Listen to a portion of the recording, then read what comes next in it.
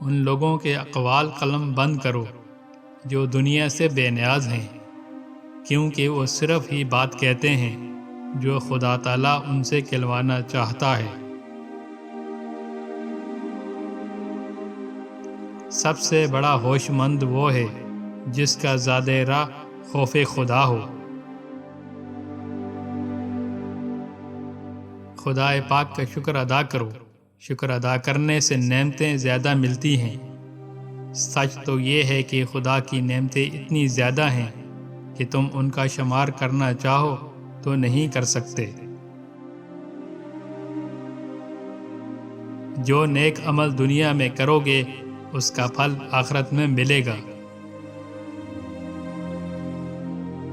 تم کو خدا سے ڈرنے کی تلقین کرتا ہوں، خدا کے ڈر کی بدولت خوش نصیبی حاصل ہوتی ہے۔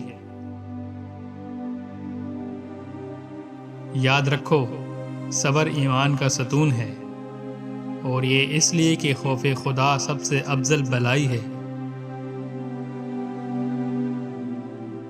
اہل کتاب اپنی باتوں کی بدولت تباہ ہوئے، کیونکہ انہوں نے اپنے پیغمبروں کی یادگاروں کو عبادت گاہ بنا لیا تھا۔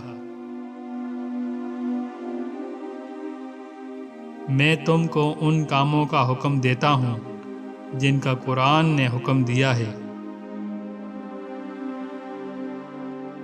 قرآن کو خدا کے حضور تمہارا سفارشی ہونا چاہیے، نہ کہ تمہارے خلاف گواہ، کیونکہ قرآن جس کا سفارشی ہوگا وہ جنت میں جائے گا۔